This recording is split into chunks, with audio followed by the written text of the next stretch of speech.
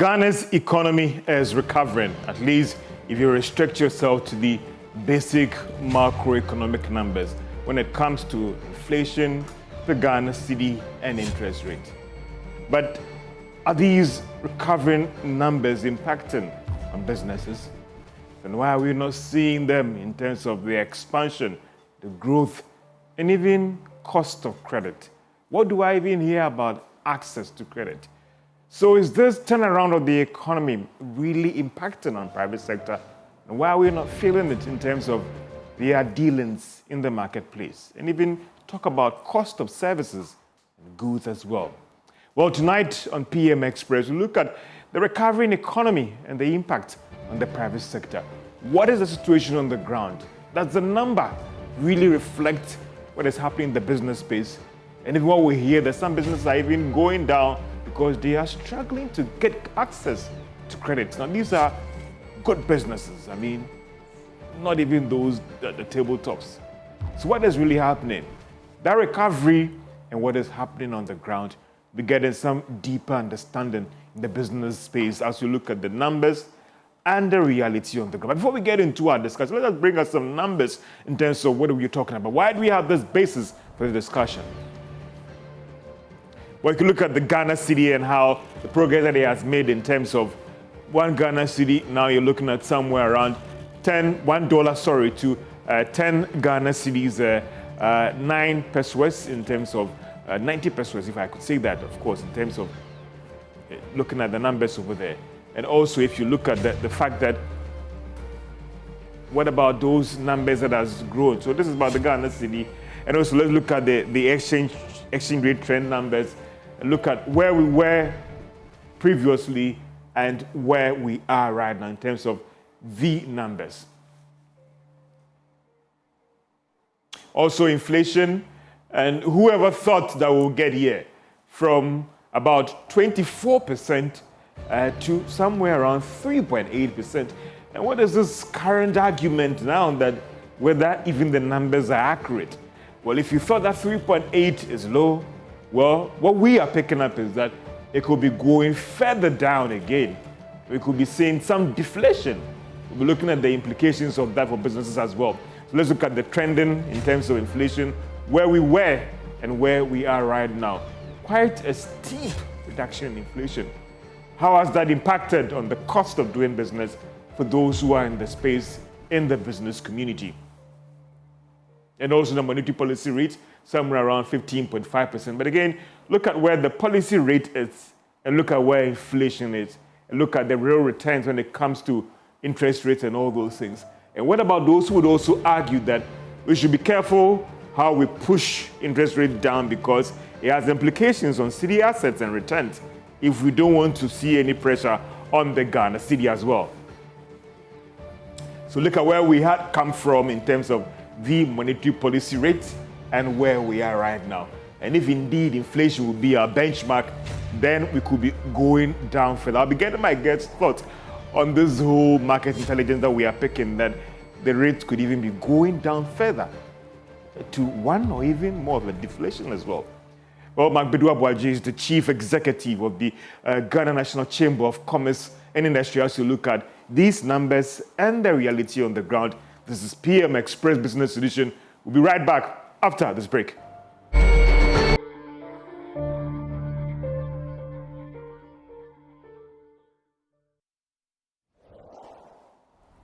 Welcome back to PM Express Business Edition as we look at the recovering economy and how that is impacting on the private sector. Are we seeing a boom for the private sector, or indeed some would say there is still a lag period? Look at where policy rate has got into. Look at where inflation has got into. Well, we read these things in the books. Maybe my fathers and my grandfathers said that in the past we've gotten here before, but whoever thought that at a point in time inflation in Ghana will hit 3.8, coming from where we were in the 50s and the 30s. But some were saying that, listen, we were coming down, but do we ever thought that we'd get to 3.8%? Again, there are indications in market intelligence that suggest that we could be going down further to even record a deflation as a country. So how are all these numbers impacting on the private sector? Are we seeing them drop in prices? hiring more, expanding, doing more of the 3 shifts, or indeed they are still operating on one leg? What do I also hear? That it's still difficult to get access to credit, and businesses are even going down. Chief Executive of the Ghana National Chamber of Commerce and Industry, Badu Aboagye, is my guest on PM Express Business Edition. I mean, let me first start with you on inflation.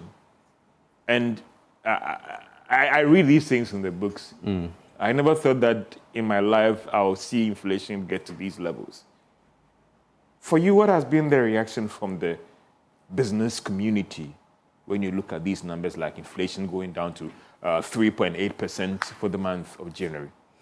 Yeah, for us, I think it's a good news. Inflation is one macroeconomic indicator that you don't want it to be so high, extremely high. You also don't want it to be too low, because when it's too low, it has its own implications. So there's always a target that every economy will set for itself based on a number of factors, on your productivity, your GDP, and other things. So for Ghana, we have historically had a very high inflation. At the point in time, around the 1983, we were hitting over 140 and others. So we are all known, as you said, to have a very relatively high inflation. But thankfully, due to a number of factors, and obviously it's based on both internal and external factors, we've seen inflation dipping. Remember, we went as high as 54%. Yeah. At the beginning of last 2025, we were at 23.5%. We were all doubting whether even the target for the year of 11.1 or so will be able to achieve. But by and large, we were able to even hit 5.4 at the end of the year. The kind of inflation we are experiencing now, for me, is unique in the sense that I describe it as a broad-based inflation. So if you look at the inflation structure, and of course, I think the GSS from Professor Nim's time to this, they have done well. If you take the inflation numbers, we're able to know where the inflation is coming from, which part of it is driving inflation. So they have the food inflation, they have non-food inflation, they have the imported inflation, and they have the locally manufactured, inflation for locally manufactured goods. So all these things, if you look at it, you realize that they are all coming down at the same time. Usually you will see one part of one leg coming down, the other side also going up. Obviously, at a point in time, either you see imported inflation going up because our cedi was depreciating very fast, and so imported goods prices were very high, or you see food inflation going up because the rains didn't do well, and so we are struggling to produce food. But now all of them are doing very well. For me, it's a good news. This means that this is quite sustainable. It will take some time for us to get above the 10s, unless there is an external shock, very strong external shocks that will come and then hit our economy. But for us, it's good. You know, there is a very strong relationship between these indicators. Theoretically, anytime inflation comes down, you see exchange rate also being relatively stable. You see the interest rate also coming down. So theoretically, we are all looking at the theories and it's working. But we have had instances where empirically in economies, like developing economies, you have these numbers moving in different directions. But this shows that the theory is actually working. Because there have been a number of studies that have shown that when inflation is coming down, you see exchange rate also being stable and also coming down, and then you see interest rate coming down. But my challenge has to do with how these numbers are moving around. Because maybe you come there, but to see inflation at 3.8 now and to see policy rate at 15.5, I still see some form of misalignment somewhere. The real interest rate for me is so huge that it's supposed to drive a lot of external investment. But the question is, are we seeing that? If we are not, then we need to interrogate either people are not really feeling the real interest rates, either they are adopting a wait-and-see attitude, or the policy rate is extremely high and needs to come down further. We'll get into the policy rate argument, but do you think that the Bank of Ghana itself is being so extra cautious, more conservative than the word conservative? I mean, you read the MPC minutes, that they are seeing certain things that maybe, and forgive my friends at Bank of Ghana, we are not seeing, so they are extra cautious because a reverse could come with some serious shocks. And that is why they are very conservative when it comes to the direction of the policy rate. Actually, those who manage prices, like the central bank, are overly cautious. Yeah. Because just one shock can cause a devastating effect on your economy. But I think that they are too extremely cautious. In the sense that if you read the report by the members of the Monetary Policy Committee, you realize that they are all aware that inflation is well anchored, its inflation is well established. And at this time, there is no significant risk to inflation. So all of them, if you look at the voting, all of them voted for a reduction in policy rate. 4 of them voted for a reduction of 2.5% or 250 basis points. 2 of them voted for a reduction of 300 basis points or 3%. Yeah. For us, as Chamber of Commerce, our research team also did our numbers, and we realized that at that time, we reduced the policy rate, but not less than 2.5%, 250 basis points. Minimum. So it shouldn't be anything lower than 2.5 and more. We were also being extra cautious, looking at the numbers as well. So you realize that there is more room for the central bank to actually ease the monetary policy rate. In fact, if you look at the global trend, most central banks are easing their monetary. The global inflation itself. Global inflation is coming down. Yeah. And the theoretical aspect that I told you that they all trend in a certain direction shows that they are all coming down. So you don't necessarily keep your policy rate that high and keep your lending rate that very high. So the 15.5% of our policy rate is still among the highest in the world. If your policy rate is 15.5, it means your interest rate will be more than 20%. So when the policy rate was 27%, it reduced by 900 basis points to 18%. You realize that the lending rate also dropped from 30.5% to I think 20.4% as we have now. That gap between the policy rate and the lending rate is something that we also have to look at, and also the Ghana reference rate and the lending rate. It means some level of efficiency will have to come into how we calculate our lending rate, and the fact that the banks are overly obsessed with also seeing the business community as more risky people, and as such, we have to have a risk premium that is so high for us to make way for any non-performing loans or any losses. But I think that we've come that far. If a business should come and they have all their books well, prepared, there is a clear indication that this business will do well. Obviously, we need to look at the risk profile. Some of them would do. But if the interest rate is very high, that is where people, when they borrow, they also want to invest in areas where the return is very high, risk is high, and they end up making losses, and you won't get to I'll come back to the inflation, but since you've jammed into the policy rate argument, maybe I want to focus on that one right now. Okay. Is disappointment too of a harsh word in terms of the Monetary Policy Committee, in terms of the margin of cut, or you think that they could have done better looking at all the modules and the current environment?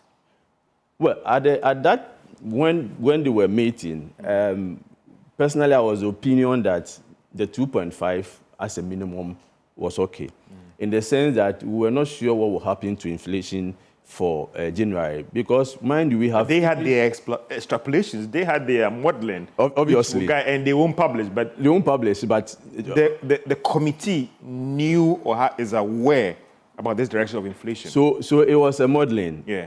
It was extrapolation that they have done. Yeah. The actual could be different. Yeah. Because mind you, we have increased utility tariffs. Electricity went up by almost 10%, water by 15%. And this feeds into the cost of production. So if you look at the inflation numbers, you realize that the cost of locally manufactured goods is higher than the cost of imported goods. What this means is that your cost of production locally is very high. And as such, your businesses and their output is not competitive even in your local market. So if you go by extension of doing after, and you want to go external, and you are rather even transporting your goods, it means that your cost will be high and your business will not be competitive. So the conversation about inflation, for me, from where I sit, and also speaking for businesses, is to look at its effect on the cost of production. I'll be coming there, but still let's look at the policy rate thing about. Okay. So you think that the Bank of Ghana could have cut further than what they've done? Obviously, so that is what I'm expecting. Yeah. That now that we have inflation of 3.8, it will not be appropriate, economically wise, for the central bank to put the policy rate at 15.5. Now, the current one has already been announced. In the next 2 months or so, the Monetary Policy Committee will be meeting. I'm very sure that looking at the numbers, very sure that looking at the fact that disinflation has been established, inflation has been anchored, the cedi has been stable, the central bank will have no option than to cut the policy rate further. And I'm expecting that, even looking at your extrapolation that you're going to have this inflation, then the policy rate should gradually hit the 10%. Let's look at the commercial banks. The Ghana reference rate has gone down by some 1.1%. I stand to be corrected to 14.58%. What do you make of the response by the commercial banks? And when we spoke to the Ghana Association of Banks yesterday, we got the understanding that immediately interest rates have dropped. Let's look at the response of the commercial banks to the policy rate cut, the Ghana reference rate cut, and if you're doing 15.58, add plus add cost, so we are doing somewhere around 25% or even 20%. What do you make of the response of the commercial banks? Well, looking at the numbers, from where we were, policy rate of 27% to the 18% of a 900 basis or 9% reduction, we saw a reduction in the lending rate of almost 10-point-something%. So on the face of that, I think they have possibly responded. But I also think that they can do more, in the sense that if you look at the difference between that is where always the challenge is, the difference between the reference rate and the lending rate, even as it stands now, is over 5%. That 5% includes a number of factors. So you're looking at 14.58% to maybe about 22%, yeah. 22% or 23%, yes, being the average. Yes. Here. So most of these are basically some bank-specific costs. It could be inefficiency. Yeah. It could be how they price their risk. It could be how they perceive the person coming for a loan. It could be how they want to see their profitability, because they are also businesses and they are looking out for people who have invested in it. So that part is where sometimes it's very difficult to touch. So I will encourage that they need the business community to borrow for them to make money. Basically, banking is about taking people's money and selling it to other people. And then the difference becomes your profit. Now, if you take the money and you are not able to buy the money you are selling, you are not making a profit. That is why most banks, and recently, invested heavily in government-denominated bonds, like the treasury bills. So our banks are so obsessed with a higher lending rate. They are so obsessed with investing in government risk-free facilities. So a bank can decide that if I have a amount of money, I can invest all in government bonds and then go home and go and sleep. Because they say you are not paying. You are not. Your members are not paying the money. No, that is what I'm saying. That is why they prefer to place in government securities, now, which is safe and has better returns than your members who would take a... What happened to the government securities? You all know what happened. That was one-off, but I'm saying that to still have an industry NPOs of about 19%, 20%, that is due not to your banking. members not paying back. That is not banking. Yeah. Because that is, let me put it this way, a lazy form of banking. If that is banking, anybody can do it. Because I give it to the bank and go and sleep. As a bank, you should be able to lend to the private sector to stimulate the economy. But in doing that, you need to strengthen your credit risk analysis. If you are able to do that, obviously, you'll be able to determine, aside anything, any external factor that may affect a business, you'll be able to at least determine the risk profile of each of them. Not everybody or businesses borrow and they don't pay. The banks are also surviving because of these businesses. Now, they don't have any option. Government T-bills are trending down significantly.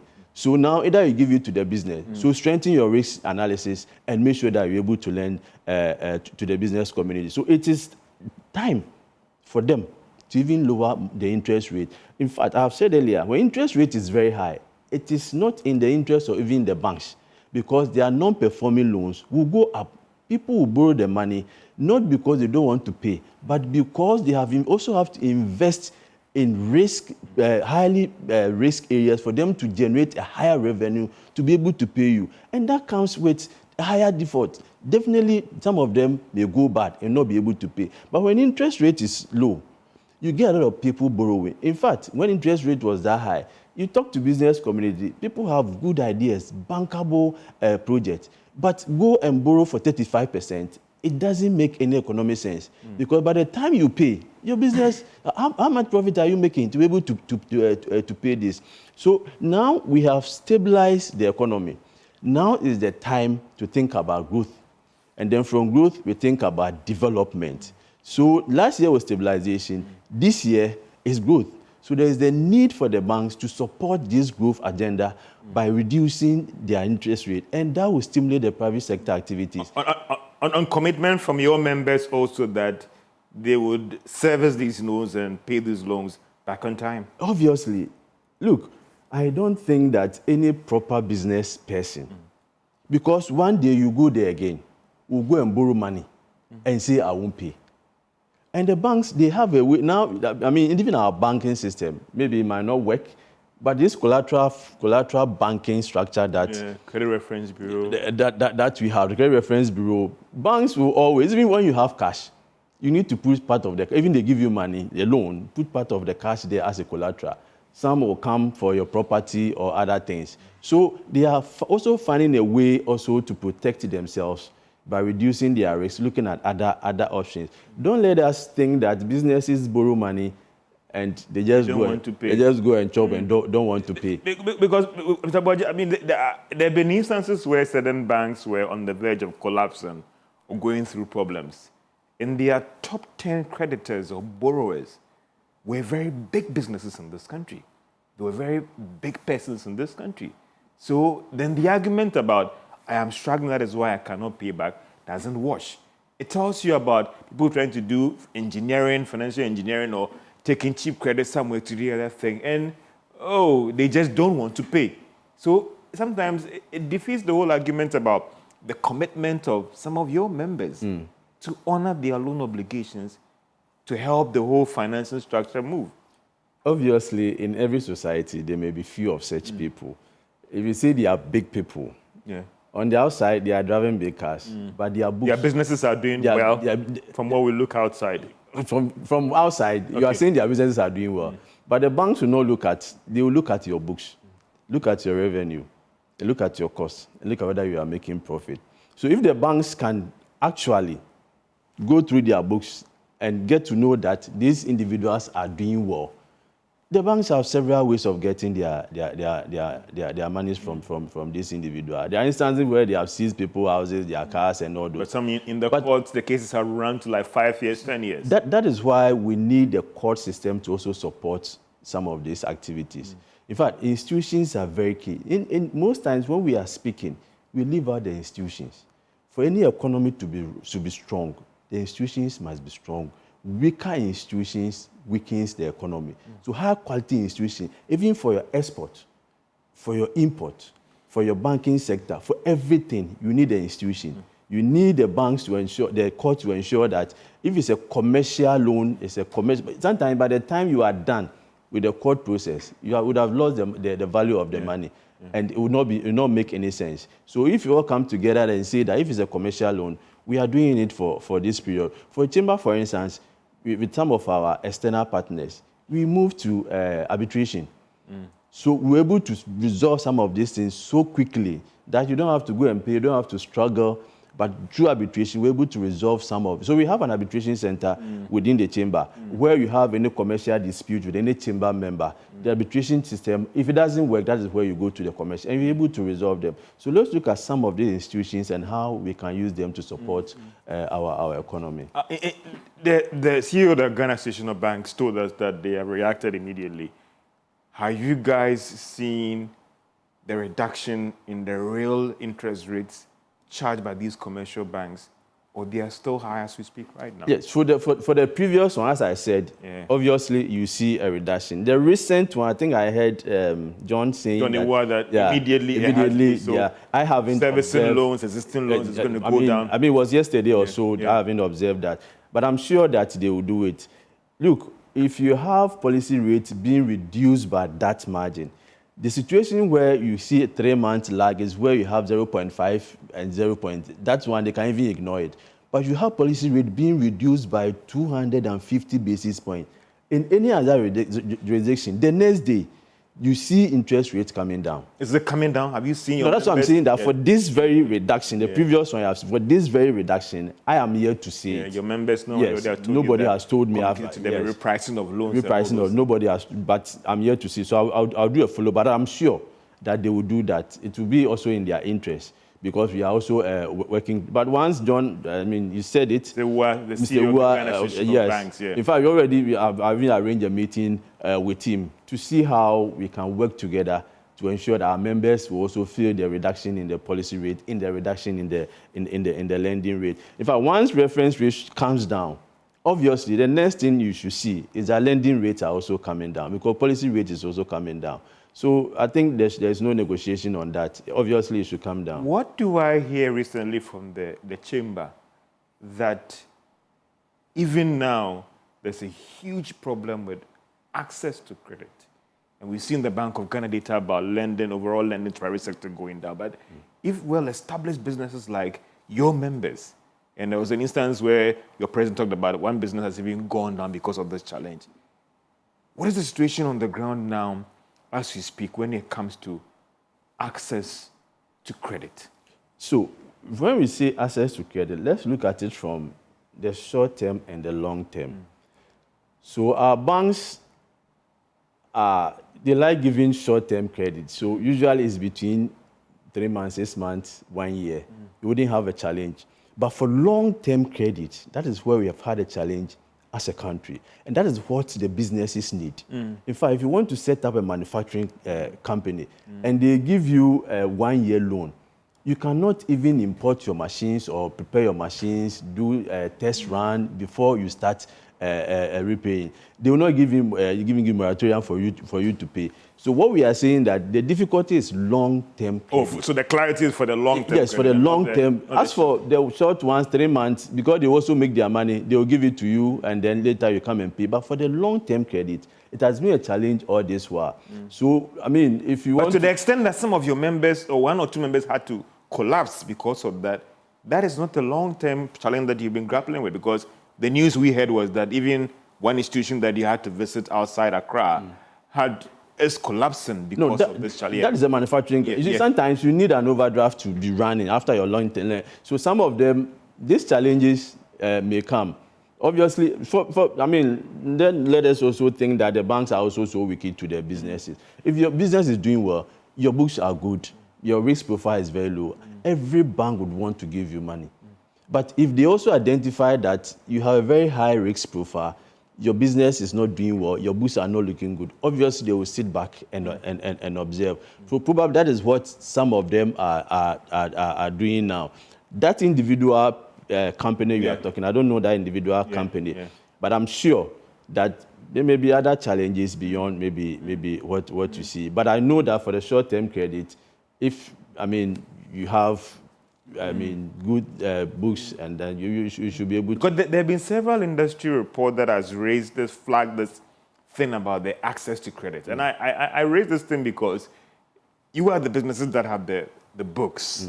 You know, you have all these things. And if you guys are even having a challenge with getting access to, a 1 to 2 year credit, what about these entrepreneurs, these startups and all the rest? I mean, that is the severity in which I come with this question, that I think it is serious. Yeah, it's serious. So but I mean, Bank of Ghana data has confirmed that access or credit growth for the private sector has declined substantially.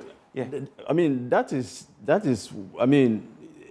the reason why I am saying that the banking community should not look at the business community as a more risky institution.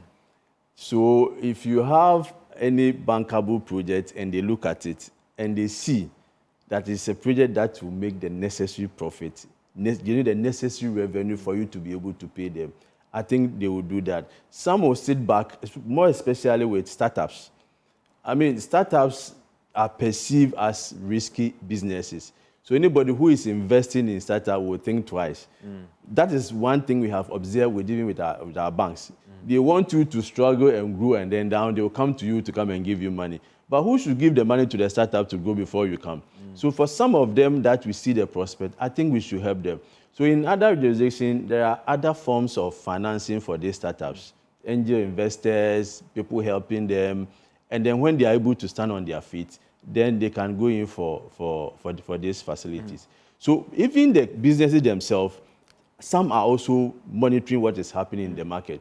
Some are very sure that interest rates will come down. So they are also monitoring to see what will happen. So if your business does not need money immediately, then you sit back and see. But if there's something you cannot do out with it, and then you need to obviously get the resources, you have to move on and get it. Does the environment now encourage you and your members to go out and borrow for those bankable projects? Because in the past, there were instances where they were worried about the local currency, they were worried about inflation outlook, and they are saying that at 30%, at 25%, see, I need to kill myself to service this loan. If the projection on all these indicators are favorable, are your members now in a better position? We're looking at the environment now, saying that, okay, what has happened? I can go for that 1 to 2 year credit from this bank, knowing that I can quickly turn around these funds, invest in the business, and pay back? Yes. I think for businesses, predictability is very important. And that is what is happening now? Yes. So now, at least, if for nothing at all, you'll be able to predict what the exchange rate will be for maybe it's next 6 months. Obviously, we know how it's going.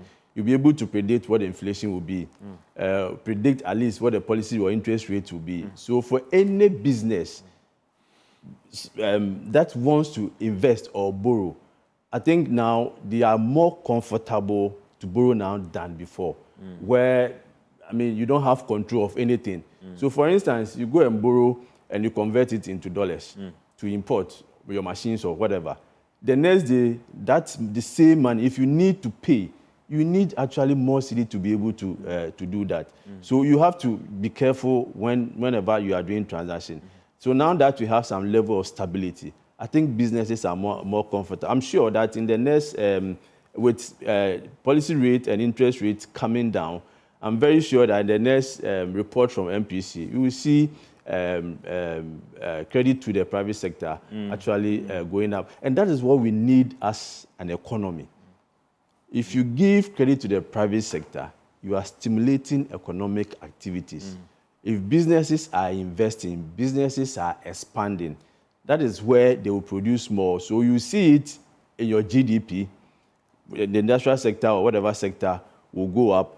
You see it in the employment, because once they expand, once they are setting up new businesses, they will need new hands for you to be able to work with. So they will employ more. Then you see poverty reduction coming in. That is where you see actual development.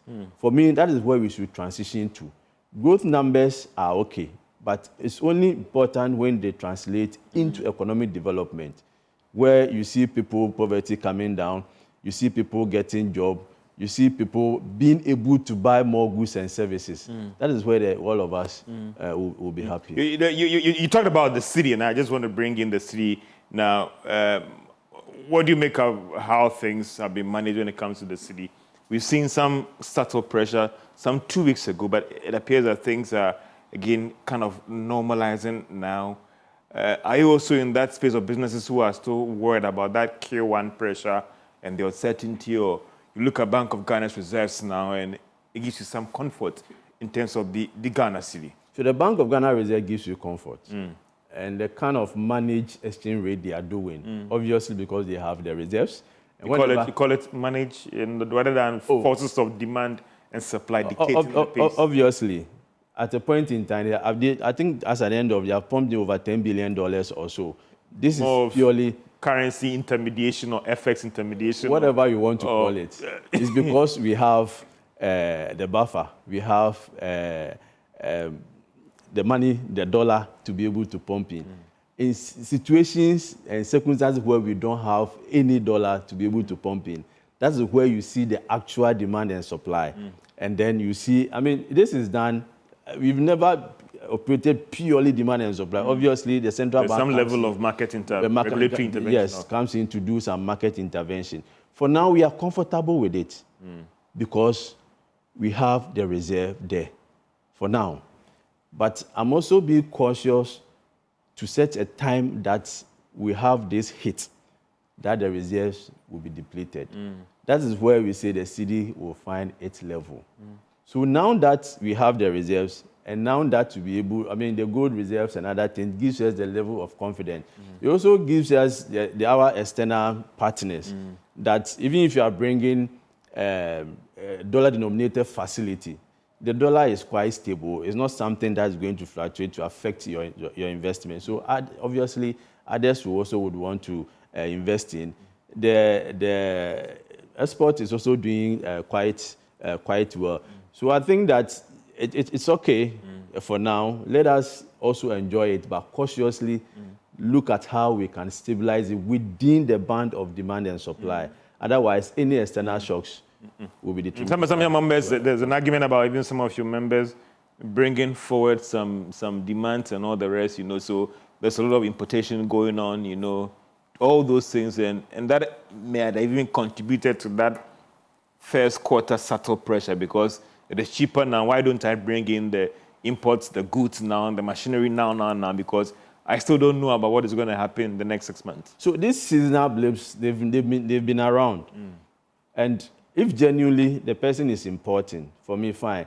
Gone are the days where they don't know what will happen to the dollar. So obviously people will go, even when they don't need it, they will go and buy and hoard it. Now you do that at your own peril because you go and it's 12 and you buy it. By the time you come back, you are doing 10 point something. You are not too sure what will happen. So now if genuinely people are getting the cedi to import machinery, to do business, let me put it that way, then obviously it's good. So those who are exporting will also bring in their forex to come and show up what we have. So I don't see it as a big challenge. Now it's been able to, stabilize it through this market intervention. 3 weeks ago, there was some pressure. We've seen that pressure over the past 1 week. It has kind of normalized a little bit. And the pressure, if you look at it, it's quite minimal. Yeah. It's not like before where we were seeing 10%. Every day there's something. Even the past 1 week, it has normalized. So that confidence is what we need. That is what investors are looking at. Has it given that peace of mind to work now and not obviously the sleepless nights about even watching the numbers and seeing where I could quickly move in to catch the money from the bank, do the importation and all those things? That peace of mind for me is probably maybe helping the businesses. In fact, those days, people were not sleeping. Every day, they were looking at what the numbers will be, what will be the next exchange rate. So those who have gone to borrow dollar-denominated facilities, a lot of them struggled. Even if you have a mortgage denominated in dollars, a lot of them struggled because within a week, and you have borrowed, you are selling, and you have to, in the local currency, so you have to convert it into dollars before you be able to pay your dollar-denominated loan. By the time you are even able to sell your product, the dollar is somewhere, and you'll not be able to pay for your loan. So it costs a lot of sleepless nights, a lot of business that, let's sit down, not do anything, because we don't know what will happen. So in every economy, for every business sector, this macroeconomic environment is key. There are 3 other environments: the political environment, the social environment. Political environment, I think we have done well. What we have had challenge with is the economic environment, where we've not had a very long and sustainable, stable macroeconomic environment. Today is like this, tomorrow is like this. And because of a number of factors and the structure of economy, which we have said over and over again, what we are experiencing now, after the stability, if you don't move quickly for growth and to change the structure of our economy, I bet you we are still not out of the woods yet. Give yourself 3, 4, 5 years. And I'm sure, this cycle of external shocks is there. 4, 5 years, something comes up. I don't know where it will come, but we should prepare for this shock. Some are saying that this 5 years is not too long. There are some who are worried about what could happen when we end the IMF program in August.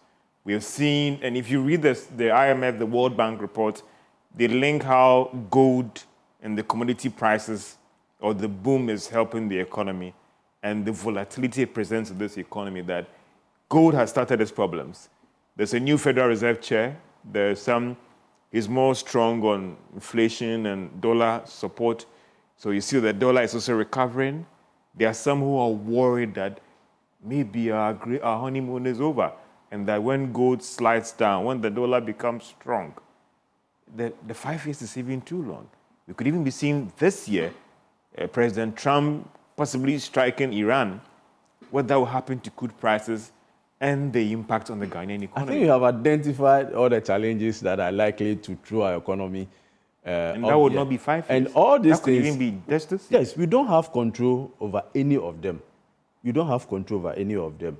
That is why we are saying that if you keep on producing and exporting these raw materials, if you don't add value to them, if you don't strengthen your manufacturing sector.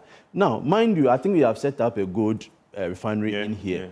Now, if we're able to do that, then we'll not be so afraid of gold prices going up because we have added value to it.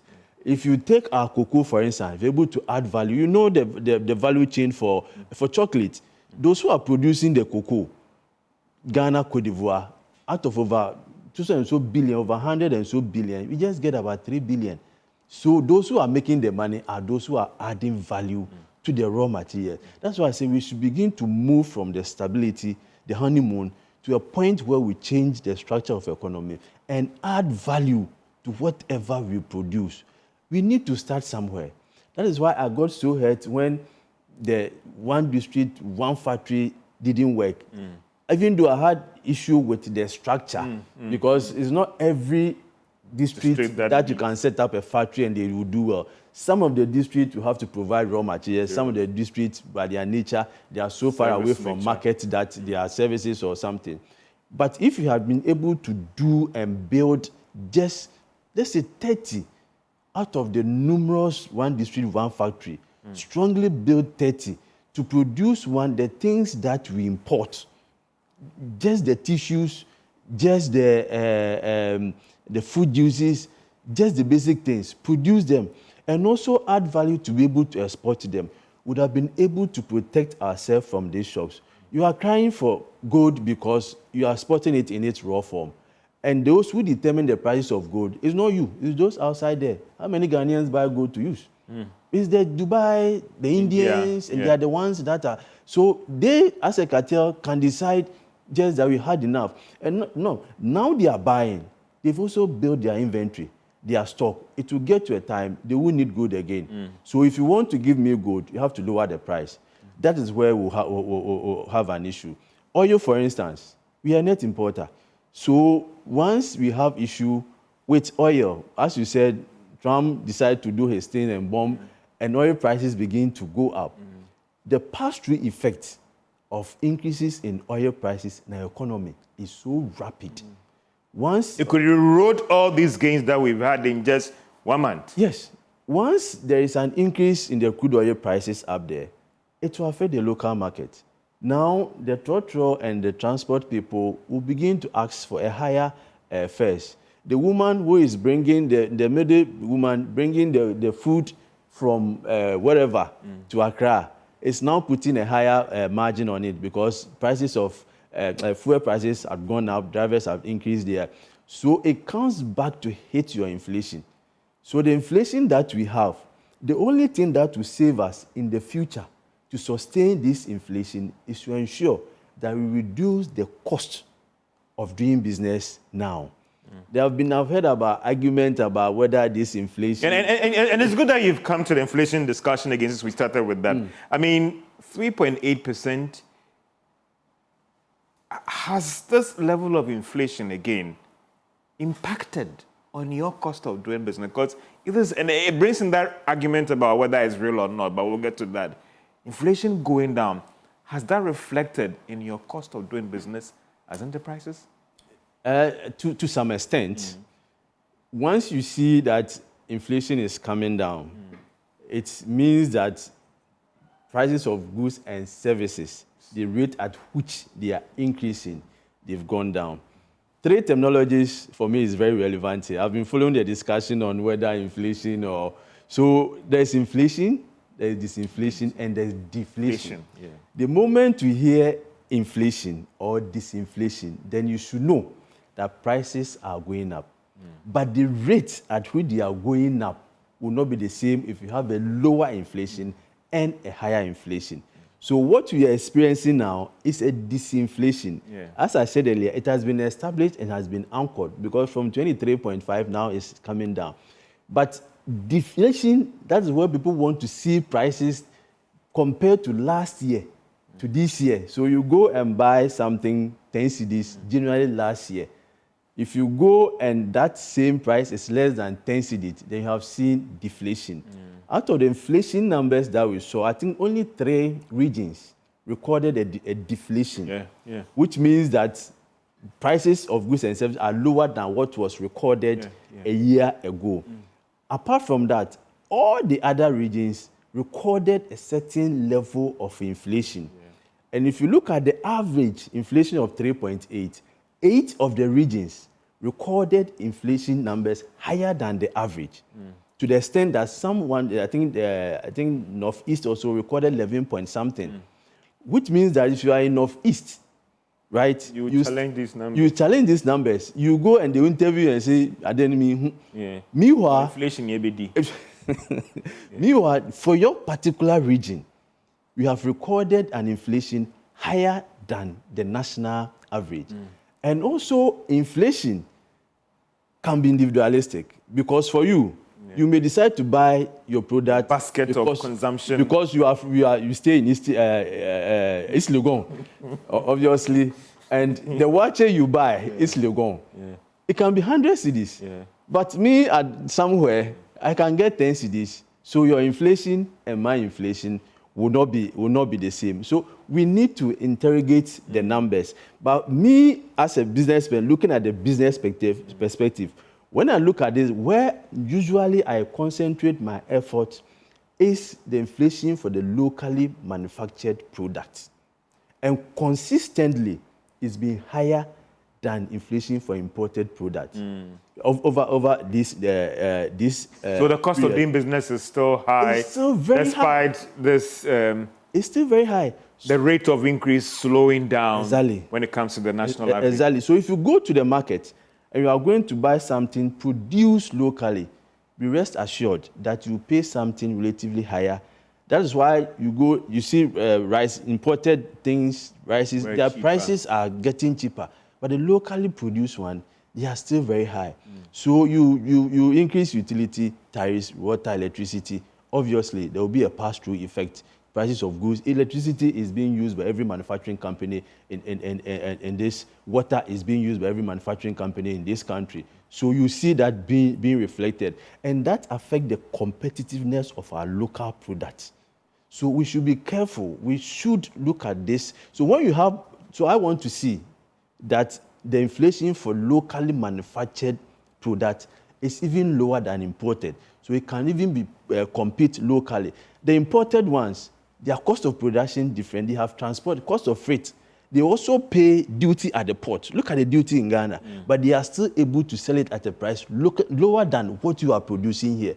And with our taste, people gravitate towards this locally produced and imported product. So let's look at the inflation numbers. Let's interrogate it. Not in the sense that I want to go to the market and see that the prices, because once we hear there is inflation, it means that prices have gone down. So the way inflation is calculated is a percentage over previous period. So we are comparing inflation for January 2024. January 2025. January 2026. Okay. The rate of increase has slowed. So it means that if the price of that product is high in January 2025, and there is an inflation of even 1%, that high price will still exist. Yeah. So if you have had a lower price, because you have had a higher inflation from 54%, don't forget, it builds up to a point where we have stabilized to that higher prices. So to reduce that higher prices, it means you need a very stronger deflation. You understand? Yeah. So if you bought it 10, don't expect that it will be 9.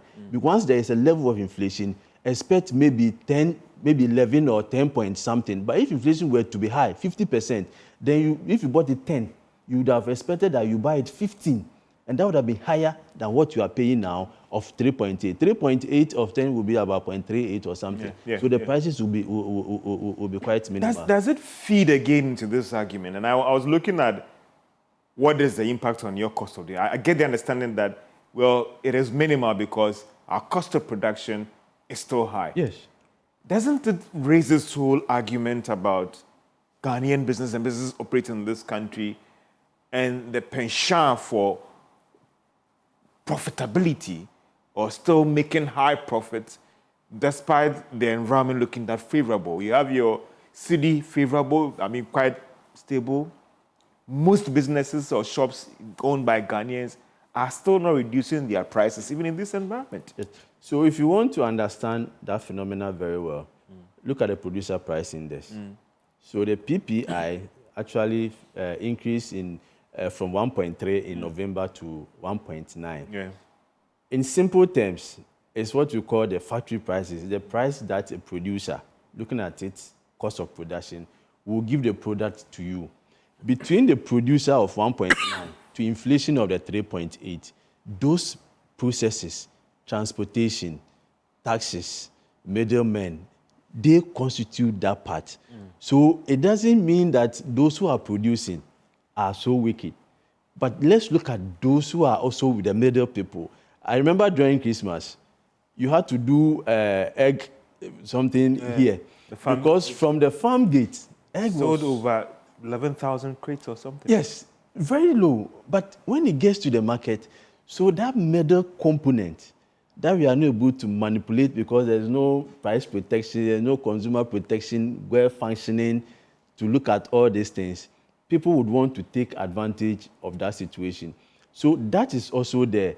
And I would advise that if the environment is very conducive, if your cost of production had gone down, let us transfer some of these benefits to consumers. Are your members doing that? Some of the things that your members are not doing, even with this latest round of... Some are doing it. If you go to the market... On prices. You've done that on services? If you go to the market, now, you see, one thing that as consumers we don't also do is to look at prices over a certain spectrum. So I've bought this last year. Let me keep the price and see what will happen next year. So be able to do a proper comparison to see. Usually, out of emotions, I had one media house come to me and say, you are not reducing your prices. And I said, no, calm down. Go to the market. Now go to the market. That's about 3 months ago. Check all the prices there. Put them down. Me and you, let's share. 3 months' time, go there and check. He called and he said, okay, I've seen some prices. So your members are going down on trending downwards.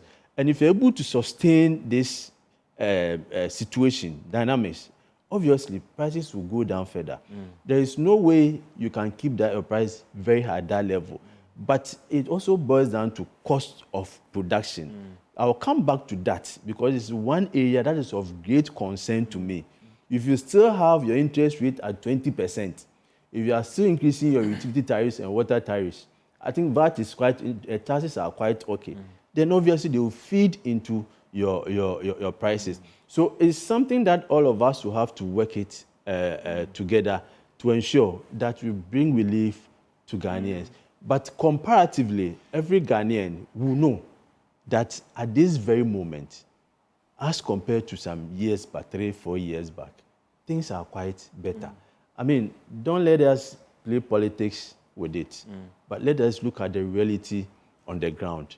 For us as businesses, you may not be interested in, because we have done our advocacy. I think the Chamber's advocacy is yielding strong results now. You were here when we fought over COVID-19. Now it has been abolished. So if I'm a business person, I will actually give or commend the one who took that COVID-19 out. Tax reform is being done. If a business person now knows that he can claim an input tax on what he was not able to claim, that business person will be happy. If I'm paying an effective VAT rate of 21.9, now I'm paying 20, I'll be happy. So let's look at it and let's look at how we can consolidate it. If it's Party A who is doing it, let's give credit to Party A. If Party B who is doing it, let's give credit to Party B. And let's all of us support. Politicians will not move this economy forward alone. They need the support of businesses, and the businesses need a very conducive business environment. If inflation is down 3.8, we have, just look at this hypothetical case, inflation 3.8, we have policy rate coming to 10, interest rate below 10%, the cedi has stabilized. Usually it's not always about appreciation, has stabilized. All of us will feel the impact of this. But where we see some coming down, the next day we wake up and then we increase others. We may not have the full effect of what we expect. So I get the understanding, with all these tax reliefs and all the rest, your members have gone down and you're appealing to others to also respond accordingly with the price cuts and all the rest. Exactly.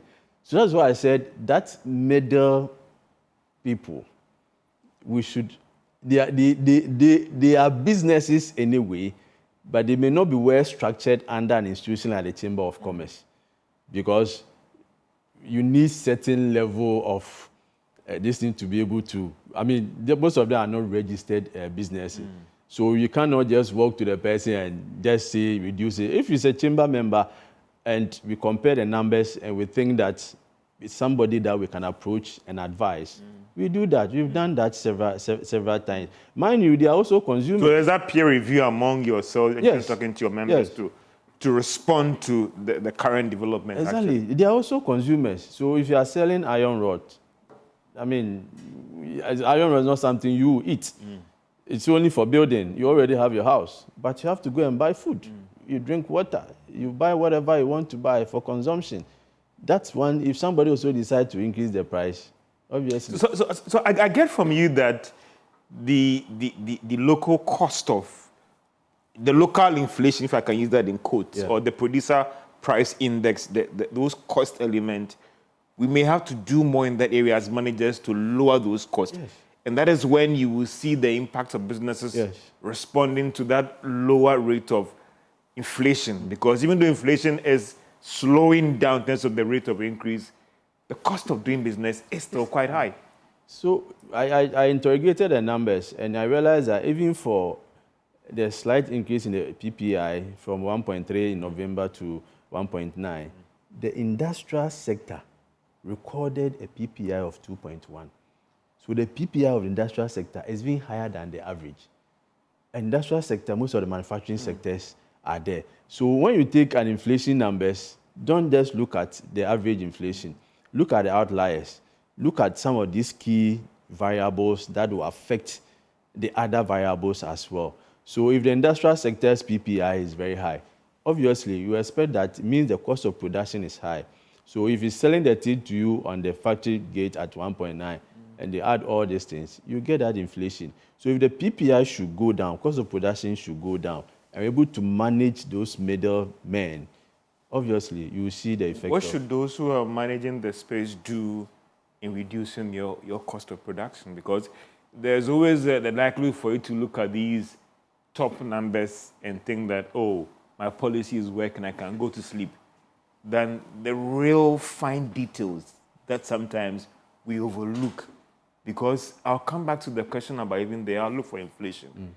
But what should those who are managing this space be doing to ensure that that real impact, so when we say that the rate of increase is slowing down, it could still mean a lot to that Joe Plumber or that woman from Antimankibi to understand that inflation doesn't mean things have gone down, but that connection will be there, that the rate of increase has slowed. What should those who are managing this space be doing to reduce that local production cost that is affecting you so badly? So I think the variables that drive the local production costs are well known to everybody. And one key one that you always talk about is the cost of credit and also access to credit. So if you have a cost of credit, as we have seen, if it should reduce, then we've cut a significant portion of the cost of production. The other one has to do with the cost of utility. Consistently, from 4 years ago, if you compute, when we went to the IMF Standard Credit Facility, almost every quarter, there was an increase in utility. And this is a build-up increment. So if it increases by 5%, if they are increasing it by 5% again, it's increment of 5% on the previous 5%. So if you look at that, the cost had gone up significantly. If you look at this exchange rate that we are talking about, it has been stable, but the numbers are still very, very high. It means that if you want to import a machinery, if you need $1, on average, you need about 11 cedis to buy $1. If the numbers are also looking good, then you can get it at a lower rate. But it has its own pros and cons because those who are exporting also have issue with a lower exchange rate. So the environment in itself, these key areas, if you are able to also look at them and also help in getting these variables down, I think it will bring the cost of production down. Our taxes that you've spoken about, even though there's been some level of rationalization, a VAT rate of effective VAT rate of 20% is still high. Comparatively, it's still very high compared to our peers, and you realize that it's still very high. So our tax system in itself is also very restrictive, also increasing the cost of production. So these are areas where I think we all know we cannot do them, all of them, overnight. But the ones that we have advantage to do them quickly, I think we have to do them, like the interest rates. I believe that we can bring it down further. I strongly believe that we can bring it further. What do you make of, and we'll try and take a break very soon, we'll come back. There are projections based on reliable industry data that suggest that inflation is still going to go down further, even to a 1% or possibly a deflation in the coming months. So if you have a deflation, it means your economy in itself is getting to a bit weaker. As I say, you need some... Maybe not, I could stick my neck out maybe about 1% inflation based on what I'm seeing. So the numbers are good. Yeah. If we have a lower, I'm looking at somewhere around 3. It could go down further. Okay, that is fine. Maybe 1%. That would be fine.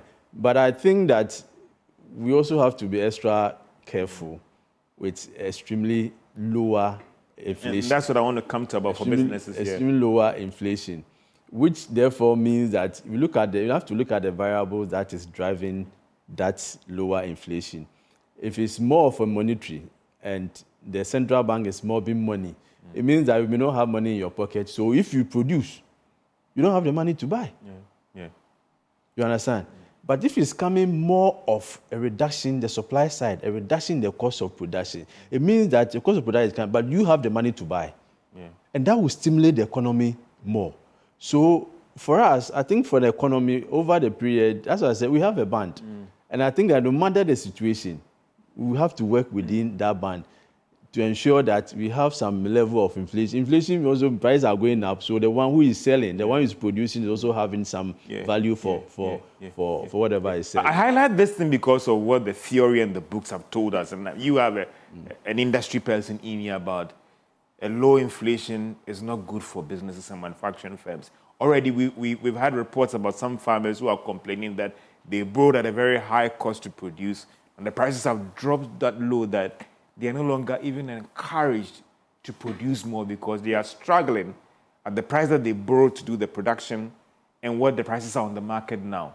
And so there's a established fact or industry theories that suggest that be careful when the inflation is going down too low because you could end up hurting industries and businesses. So that is why I told you that these numbers, indicators, inflation, interest rate, and exchange rate, they move in a certain direction.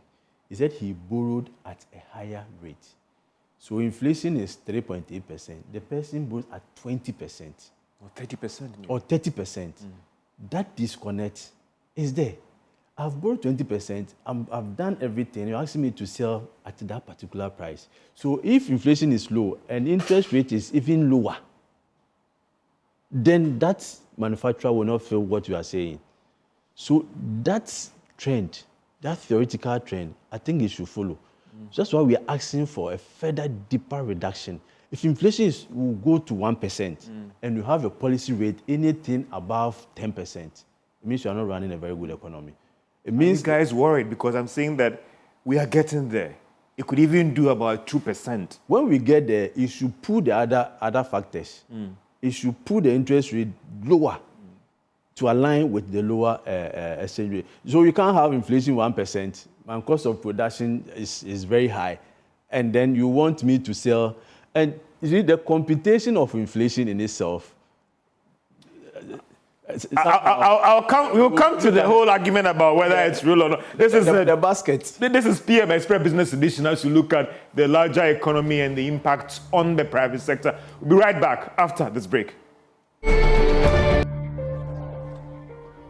Welcome back to PM Express Business Edition as we look at the recovering Ghanaian economy and how that is impacting on private sector and their response to consumers and you and I. I mean, we're having a discussion on the inflation thing, and you are also worried. I mean, moving away from the theory that in one breath, putting your shoes in the industry and manufacture, there's a fear about the rate it's going down and the impact on even on your existence. Oh yes. So as I said, if the rate is going down, it's pulling other indicators, then I wouldn't have any fear because it will pull down the cost of production.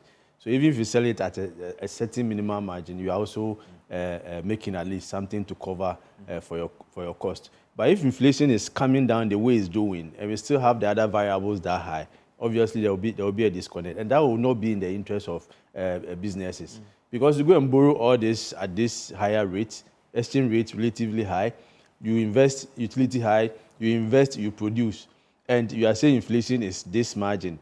So, I mean, this also builds in the minds of people. Consumers. So, consumers are also a bit emotional about some of these things. Some may not really understand the numbers, but once they hear, they expect that prices will go down. And it may create a whole lot of hullabaloo within the environment. So, I think that we need to look at the numbers very well. We need to be more realistic to ourselves that this inflation that we are having, if you reduce, assuming we do the one you are talking about, even if you reduce the policy rate by 5% to bring policy rates at 10,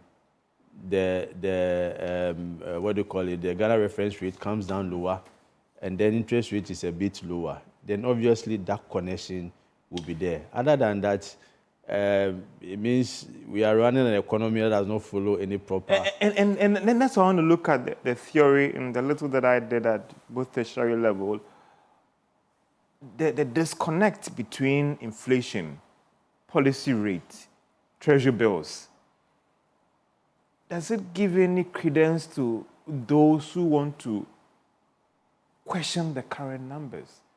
I will still stick to what the book tells me, and I wouldn't want to question that. But if you look at the disconnect between the inflation rate now, between policy rate, between even policy rate and treasury bills rate, and the Ghana reference rate, does it give credence to anyone? I won't use the word mischievous, but any student of politics again, student of economics to say, or the various inflation theories we learn, to raise the question that even though there's law of gravity, there are instances where that thing doesn't work.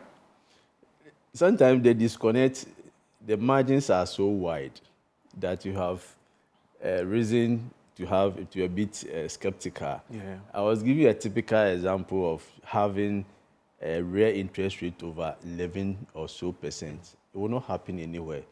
That 11%, you would have seen external investors investing in our economy, or more Ghanaians investing, because the real interest rate is very high. Is that what we are seeing? If you look at the TB rate and others, a bit of, I remember at a point in time, some banks were even lending below the policy rate. Yeah. And that should give you a cause to worry. Yeah. So let's look at the disconnect. I think maybe we are overcautious, extremely, about bringing the lending rate now and now creating that disconnect. I have no doubt that things are genuine, but let's look at it more realistically and see how they can move. Otherwise, we will see that our economy does not follow any normal theoretical and which the same economics teaches us that sometimes they are outliers when it comes to these theories and the reality on the ground. But if the outliers are so wide, that is where people begin to question the numbers. But if inflation is 10% and policy rate is 15%, I don't think people will be much worried.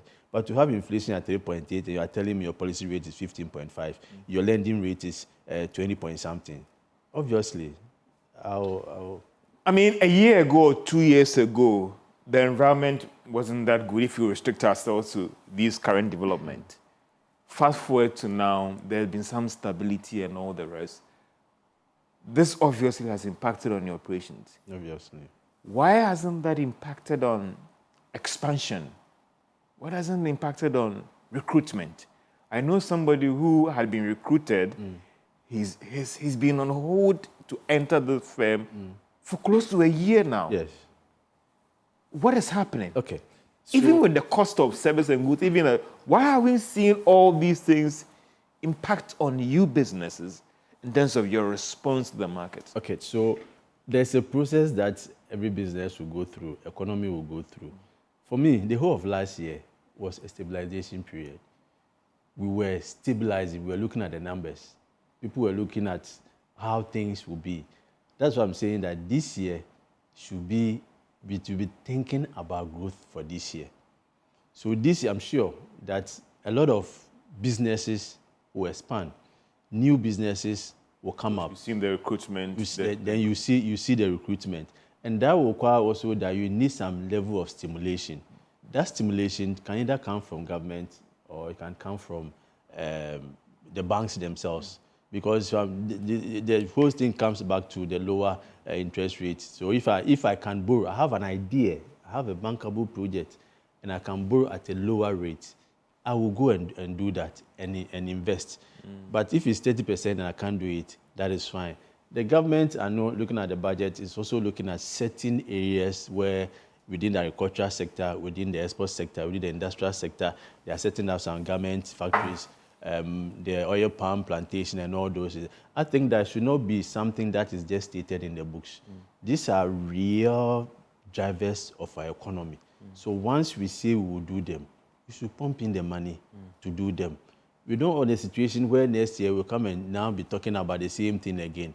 I would have expected that, one, the women banking, I would have expected, but now there is tangible or evident that has kicked and women are getting facility at a lower rate. I would have expected that 24-hour economy is working giddy. That is very... You businesses play a critical part. Are you ready? Are your members ready for it? Or still, they are ready. There are certain critical things that need to be in place before you can... I still see filling stations that are closing at 10 p.m. and even 9 p.m. You see, for me, that 24-hour economy should not be looked at as maybe the definition that somebody will come 8 and somebody will come. If whatever you are producing, people are not buying, should you go and sit down there? In Ghana, by 10, everybody is sleeping. So if filling station and you are there. But they used to do 24 hours and until this robbery thing started, and you saw many people closing very early. So 24-hour economy is not just by saying it. What are the things that we need to do to make a 24-hour economy work? One is security. One is affordable electricity and energy. One is the fact that we are producing at a very competitive price The 24-hour economy should not look at producing for Ghanaians. It should look at producing for after. Look at producing for the international market. How many Ghanaians do we have? 33 million. After, we have 1.4, 1.2 billion. So if you want to produce for 33 million, our purchasing power, what can we buy? So we shouldn't look at 24-hour economy in the context of Ghana. We should look at it in the context of international trade. That is where we begin to make impact. Have we set up, put all these things in place to ensure that our products are competitive? Even locally, looking at the inflation numbers, we are not competitive. So if you go to the international market, look, go to Tunisia, Morocco, North African countries, they are producing like the Europeans. They are producing at a very lower cost. Interest rate of less than 5%. Utility is running 24 hours. They have lower utility cost. Your cost per kilowatt hour is 12 cents. Go to the North Africa, the cost per kilowatt hour is less than 5%, 5 cents. If you go to China, it's less than 5. These are people you are going to compete with. So the numbers and all the things that we need to put in place, they should be there. Otherwise, the 24-hour economy is just going to be a slogan. It shouldn't be a slogan. It should be a very transformative agenda to move our economy forward, to change the structure of our economy from an import-led to an export-led, to be able to add values to our raw material. This is I'm not seeing that. Because from the budget, even the money that was devoted to the 24-hour economy is for administrative. Recently, I'm told that they sent a bill to make it 24-hour economy authority. I hope that once the authority is set up, they'll be able to put in place all the necessary measures to ensure that businesses in Ghana are competitive. That is. So you are looking out for some of these things before Exactly. you see the private sector coming on board fully. Exactly. Taxes, is the GRA your friend now, or it's still a major challenge for you? GRA has always been our friend. We work together. The people who will pay the taxes for GRA to make money for the economy to run are the businesses. When the businesses are doing well, GRA will be able to meet its revenue target. So obviously, I think they have set up these are all to ensure there's compliance. We are not against that. I'll continuously encourage our members that your tax responsibilities, you should be able to pay your tax. So we work closely with the GRA. In fact, the chamber, we're going to have what we call a national dialogue with the GRA commissioner. Sometimes when these taxes come, you need to break it down to the SME, to ordinary business person, to understand, for the business person to be able to pay. So that advocacy is still going. We continue to work with GRA in the interest of Is the chamber also worried for some businesses who are saying that we can argue about it depending on where you stand, but we cannot take it away about how the current program with the IMF has contributed to the current stability. And that is a fact. Oh, that is a fact. But there are some who are worried that have we done the necessary corrections and reforms that after August, come next year, we'll still be seeing what is happening right now. And even the Bank of Ghana as well. I mean, some will say that the Bank of Ghana, the IMF, this is what we are reaping right now. And the fear is that after August, going into next year, the real test will be presented to us. But the question, do we always need the IMF to tell us? See how our economy has fared the good thing. when we are not under an IMF program. We don't need, you see. Recent examples haven't supported about we can do our own thing, homegrown policy and all the rest. The numbers supports the fact that what the fund program has done to us over the years. If you continuously do what we are doing, it means that then we should be under IMF for life. Marcus, the SCB doctor, has made that argument that if it's a finance minister on any day, he'll go for a fund program. If after the exiting of IMF, we cannot manage our economy. It's not about we cannot manage, the discipline. No, we cannot be disciplined. We know. Let's put it that way. We cannot be disciplined. The fiscal discipline. Then the IMF should bring their head office here and control us. Because all the things that they have asked us to do, that we have done, I think we should continue. There shouldn't be any reason why we should deviate for these important fundamental changes that IMF have brought to us. That is why we keep going there. 17 times. And anytime you go there, it's as if the IMF is a devil, that when they come, we don't want to go there again. Well, also we have to draw the curtain. The time is not our best, but this has been PM Express, engaging the Chief Executive of the Ghana National Chamber of Commerce and Industry, Badu Aboagye, on several issues on the economy, inflation, his thoughts on the IMF program, and what you have to do in bringing down inflation. And then the debate to go on in your homes and offices about what can be done better to try and stabilize the situation in the long term. My name is George Yaffe. This has been PM Express Business Edition. Have a great day.